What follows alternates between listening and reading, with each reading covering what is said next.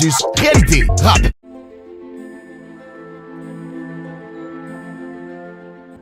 Lyon.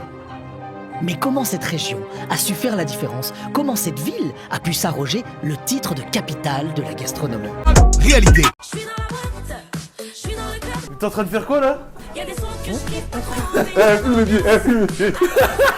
C'est la funk lyonnaise. La funk lyonnaise. Ouais, la funk lyonnaise. Évidemment, c'est juste une manière caricaturale de parler des 8 chefs-lieux de la région, mais avant de passer à la partie plus historique de la vidéo, je sais déjà ce que vous allez m'écrire en commentaire.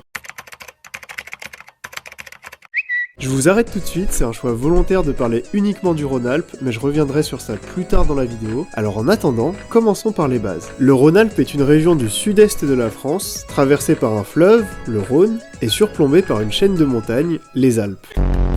J'adore l'eau. Le Rhône a plusieurs millions d'années. Il a une longueur de 812 km, dont un tiers passe en Suisse. Il produit pas loin de 3% de l'électricité française, et une goutte d'eau prend environ 11 ans à traverser le lac Léman. Je vais seulement parler du parcours français du Rhône aujourd'hui, mais petite dédicace à nos voisins suisses, parce que le fleuve part de chez eux avec l'énorme glacier du Rhône, puis passe aussi par le lac Léman, 2 points importants de son trajet. Je dis ça parce que j'ai vu la série de vidéos de Brut sur le Rhône, qui est sympa, mais beaucoup trop franco-centré, mais après je vais rien dire parce que j'ai vu que les Suisses étaient déjà montés au créneau dans leurs commentaires. Je connais toutes les routes de Suisse.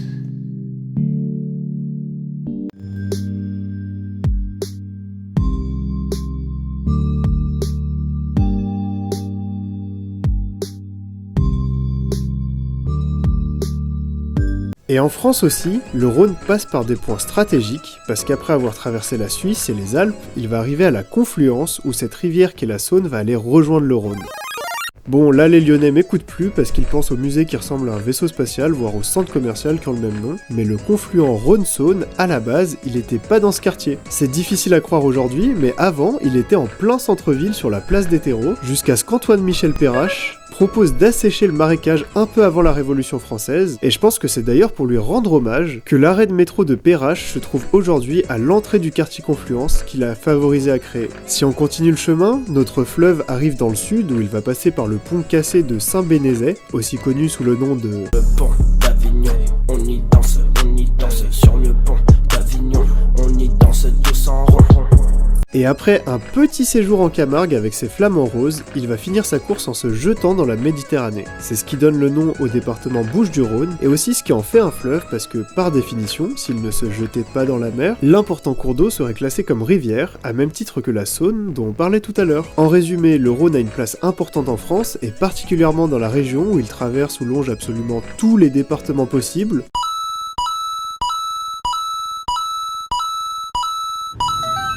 Le Rhône est tellement ancré chez les Rhône-Alpins qu'il a carrément donné son nom au département chef-lieu, mais aussi à 50% du nom de la région. Mais maintenant, penchons-nous ensemble sur les autres 50%, c'est-à-dire les Alpes. The place to be, c'est la montagne. Cet été, je vais à la montagne. Les Alpes ont plusieurs centaines de millions d'années. Le Mont Blanc, son sommet le plus élevé, mesure environ 4800 mètres, soit 15 tours Eiffel. Elle fournit jusqu'à 90% de l'eau aux plaines européennes, notamment en alimentant de nombreux fleuves majeurs comme le Rhône. Et les Alpes s'étendent sur 8 pays différents, dont 2 principautés. Et cet emplacement géographique pousse toutes les nations autour des Alpes à travailler ensemble. Par exemple, la France et l'Italie, qui se partagent le Mont Blanc, doivent trouver des solutions pour faciliter les déplacements. En 1965, ils ont inauguré un tunnel de 11 km creusé pendant 7 ans pour relier Chamonix et Aoste plus rapidement, et de nos jours aussi, les deux pays continuent d'essayer d'ajouter des navettes entre leurs villes les plus importantes. Il faut aussi rappeler que les Alpes couvrent une surface énorme d'environ 200 000 m² sur les 8 pays où elle est. C'est l'équivalent de 5 fois la Suisse, ou si on compare aux grosses villes françaises, ça serait 800 fois Marseille, 2000 fois Paris, ou 4000 fois la ville de Lyon par exemple. Pendant qu'on est en France, faut savoir que les Alpes françaises sont découpées en 2 parties, les Alpes du Sud, qui appartiennent essentiellement à la région Provence-Alpes-Côte d'Azur, et c'est logique parce que la chaîne de montagnes est présente sur 5 des 6 départements PACA, et les Alpes du Nord qui nous intéressent le plus parce qu'elles ont une plus grosse partie du Rhône-Alpes avec 4 des 8 départements de la région, et notamment 5 villes remarquables. Si vous voulez en savoir plus sur les Alpes ou le Rhône, je vous conseille ces 2 documentaires qui m'ont servi de base et qui sont très complets, instructifs, et qui durent moins d'1 heure chacun. Et si vous aimez ce style de vidéo et que vous comprenez l'anglais, je ne peux que vous conseiller d'aller voir les chaînes de Bill Wurtz et de Géopold, à qui je fais plusieurs clins d'œil tout au long de cette vidéo. Mais maintenant qu'on a parlé du Rhône et des Alpes, on va enfin parler de la région qui les abrite, le Rhône-Alpes.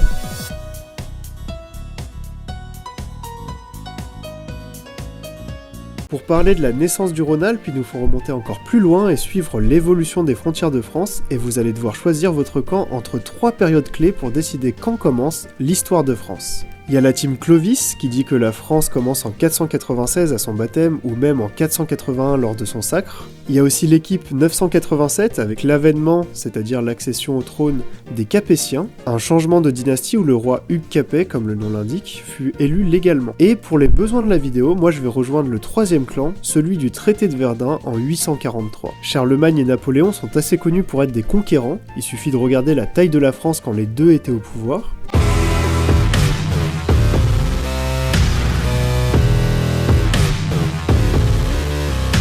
Donc quand vous voyez le starter que j'ai pris avec 843 et Charles le Chauve, c'est normal que vous compreniez pas tout de suite mon choix. Avec le traité de Verdun, Louis le Pieux a divisé la France entre ses 3 fils, et cette séparation deviendra plus tard la France pour le territoire de Charles, et notamment l'Allemagne pour la partie de Louis le Germanique, un de ses 2 autres frères. Si Charles le Chauve était président aujourd'hui, il s'appellerait sûrement Charles la Buzzcut, parce que ce surnom ne faisait pas référence à une quelconque calvitie, mais au fait qu'il se soit rasé en signe de soumission à l'église alors que la tradition franque était que les rois portent les cheveux longs. Il y a d'autres théories sur l'origine du surnom, mais je vais garder celle-là parce qu'à l'époque, la plupart des surnoms étaient assez directs et premier degré, dédicace spéciale à Louis le Gros.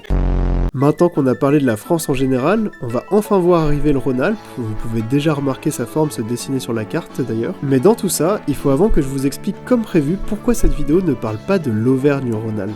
Si pour moi certaines fusions font sens, comme pour la région Occitanie qui a fusionné 2 régions avec une histoire commune et des liens forts, ce n'est pas forcément le cas pour l'Auvergne et le Rhône-Alpes. Rien que si on compare ces 2 fusions, on voit que pour l'Occitanie, Montpellier et Toulouse gardent une place importante administrativement, alors que pour l'Ora, Clermont-Ferrand se fait clairement effacer par le dynamisme de Lyon, et en même temps, les Rhône-Alpins sont 4 à 5 fois plus nombreux que les Auvergnats, et donc ont un poids économique beaucoup plus important. Bref, c'est une fusion administrative pas logique, comme si on avait mis ensemble la Guadeloupe et la Martinique, ou la Bretagne et la Normandie, et c'est d'ailleurs un point commun qu'on a avec les Auvergnats. Si on regarde l'histoire de cette fusion, chacun était attaché à sa région de base, et beaucoup étaient défavorables à la disparition du Rhône-Alpes et de l'Auvergne respectivement. Même l'ordre des régions dans le nom a posé problème d'ailleurs.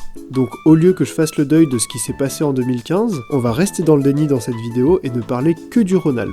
Après, si la vidéo vous plaît, je ferai peut-être une partie 2 à part pour honorer nos voisins auvergnats, mais pour l'heure, je vais respecter leur indépendance et on va voir ensemble comment le Rhône-Alpes tel qu'on l'a connu est né.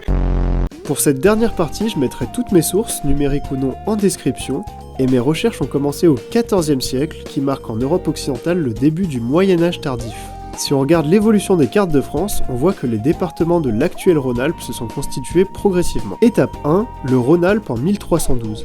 Lyon entre officiellement dans le Royaume de France le 10 avril 1312 grâce au traité de Vienne, quand l'archevêque de Lyon cède la souveraineté de la ville et du comté lyonnais au roi Philippe le Bel contre des terres de valeur. Étapes 2 et 3, l'Isère et la Drôme en 1349. À l'époque, ces 2 départements faisaient partie d'une région plus grande appelée le Dauphiné, qui possédait les Hautes-Alpes et aussi les Grenoble et Valence d'aujourd'hui. Elle est rattachée à la France grâce au traité de Romans, oui, Romans-sur-Isère, quand le dauphin Humbert II cède ses terres au roi de France en échange d'une pension. Ce territoire du dauphin, le Dauphiné donc, appartient à présent au trône de France. Étape 4, la Loire en 1372. Bon, faut savoir que Saint-Étienne faisait déjà partie du comté de Forez, historiquement français, mais pendant cette période, il y a eu des perturbations avec la guerre de 100 ans, donc on retient 1372 pour la date où ils rejoignent vraiment la couronne française. Pour vous la faire court, à la mort du comte Jean II en 1372, le comté de Forez revient à sa nièce Anne de Forez, mariée au duc Louis II de Bourbon, ce qui rendra leur comté intégré au royaume de France. Étape 5, l'Ardèche, date inconnue. Je parlais avec la Loire d'être historiquement français, et à l'époque médiévale, l'Ardèche n'était pas vraiment une entité distincte, mais faisait partie de plusieurs entités territoriales à l'époque. Les régions du Lyonnais et du Forez dont on vient de parler, mais aussi notamment le comté de Toulouse, donc ce territoire ardéchois était déjà sous l'influence française avant, et l'intégration des régions alentours au XIIIe siècle a juste renforcé leur position. Étape 6, l'Ain en 1601. On doit avancer de 200 ans parce qu'avant 1601, Bourg-en-Bresse faisait partie du duché de Savoie, mais après, l'Ain va devenir française grâce au traité de Lyon, où la Savoie cède notamment la Bresse, le Bugey, qui brillera plus tard pour ses résistants, et d'autres territoires de l'Ain à la France en échange de sa Luzzo. Ce traité va affaiblir les États de Savoie côté ouest d'un côté, mais les renforcer du côté italien, et ça va aussi mettre un gros stop à l'expansion de Genève, qui devient pour la première fois frontalière avec le Royaume de France. Faut savoir aussi que c'est entre 2014 et 2017, donc hyper récemment, que les habitants de l'Ain se sont enfin mis d'accord pour s'appeler les Indinois, parce qu'avant ça, le département était tellement large que chacun se faisait appeler Bressan, Bugiste, Gésien, selon leur ville d'origine. En récupérant le Lyonnais et le Dauphiné, on a déjà réuni pas mal de monde, et on a 6 des départements qui formeront une base solide de notre future région Rhône-Alpes. Mais si je vous montre le drapeau de la région, vous savez sûrement déjà qui il manque à l'appel.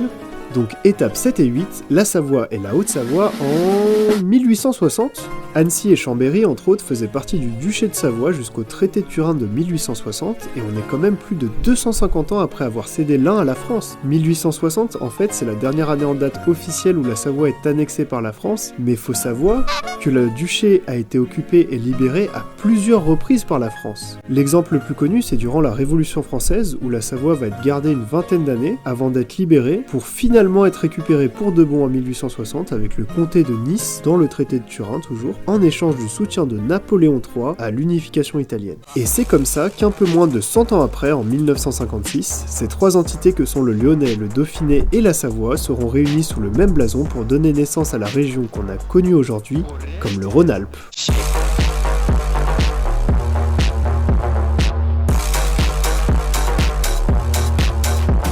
Pour ceux qui resteront pas toute la vidéo, voilà les 4 chefs-lieux à connaître des départements de l'Auvergne.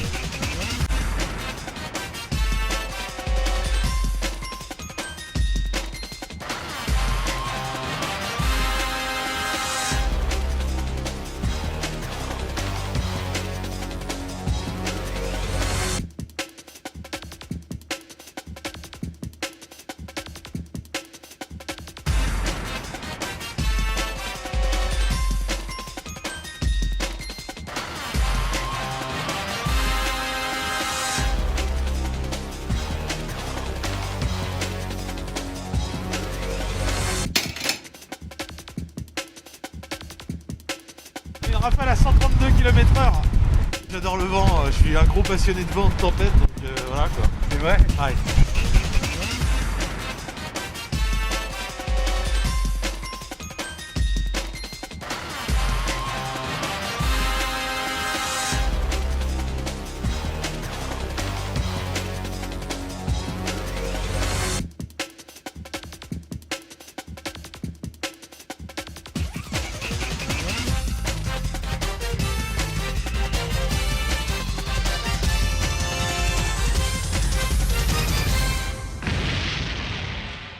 Encore une fois, je précise que je grossis le trait, mais avant de passer à la partie plus historique de la vidéo, je voulais juste revenir sur sa partie 1 que j'ai sortie il y a quelques semaines. Déjà, merci beaucoup pour l'accueil que vous lui avez fait, et même si je ne compte pas faire que des vidéos géo parce que celle-là a marché, ça m'a motivé à la compléter et à travailler cette partie 2 sur l'Auvergne. Mais je crois aussi qu'il faut que je corrige 2-3 trucs dedans. Oui, c'est Rhône-Alpes et pas le Rhône-Alpes, désolé pour cet abus de langage courant. Là, c'est ma faute. Pardon à tous les Gésiens de vous avoir appelé Gésien.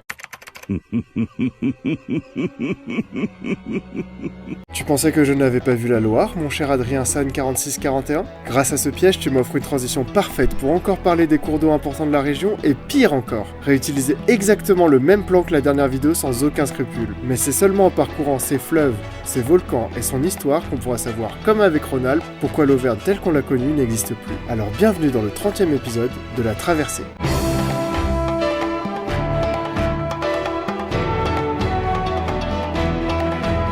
Déjà, comme avec Rhône-Alpes, tous les départements d'Auvergne ont la chance d'être traversés par au moins un fleuve. D'un côté, la Dordogne démarre du Puy-de-Dôme et quitte le département par le Cantal à l'ouest de la région. J'en profite pour interrompre un débat parallèle. Je suis au courant de l'embrouille avec la Garonne pour savoir si la Dordogne est un fleuve ou une rivière, et on va dire que oui dans cette vidéo. Après, je vous l'impose pas et je vous laisse choisir si vous reconnaissez 5 ou 7 grands fleuves français. Mais dans tous les cas, la Loire reste dans le top 5 puisque c'est le plus long fleuve qui s'écoule entièrement en France avec une longueur de 1006 km. La Loire part du Rhône-Alpes pour passer par la Haute-Loire et l'Allier vers le nord-ouest, et en parlant de l'Allier, le département a reçu son nom de l'affluent principal de la Loire qui traverse toute l'Auvergne sauf le Cantal et finit en se jetant dans la Loire. On peut aussi mentionner les nombreux lacs volcaniques de la région comme le lac Chambon ou Déda qui autorisent la baignade dans des zones délimitées et surveillées, et d'autres qui sont des lacs de cratères comme le lac Pavin qui eux sont absolument interdits de baignade pour les raisons suivantes.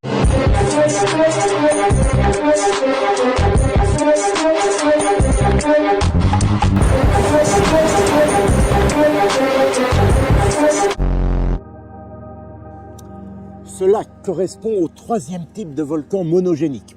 Je sais, on y perd un peu son latin, ça ne ressemble pas à un volcan. Pour s'en convaincre, il faut prendre de la hauteur. C'est ce qu'on appelle un cratère de mare. Attention, pas mare, M-A-R-E, mare, M-A-A-R.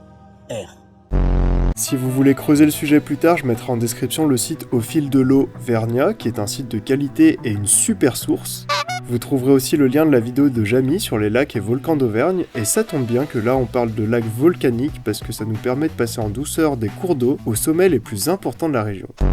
On va commencer par parler de lui parce qu'on ne peut pas le rater sur la carte. Je parle évidemment de la chaîne de montagnes du Massif Central. Son plateau couvre plusieurs régions, mais surtout l'Auvergne, où l'importante activité volcanique de l'époque a par la suite créé des lacs, des gorges, des plateaux, des monts et surtout des puits. Le mot puits est très utilisé dans la région. Il vient du mot puech et ses variantes, qui sont des anciens mots occitans, franco-provençaux ou d'autres dialectes régionaux. D'ailleurs, eux-mêmes proviennent du latin podium, qu'on utilise encore aujourd'hui et qui, à la base, était une plateforme surélevée afin de mieux voir dans les amphithéâtres pour les Romains privilégiés comme les sénateurs par exemple.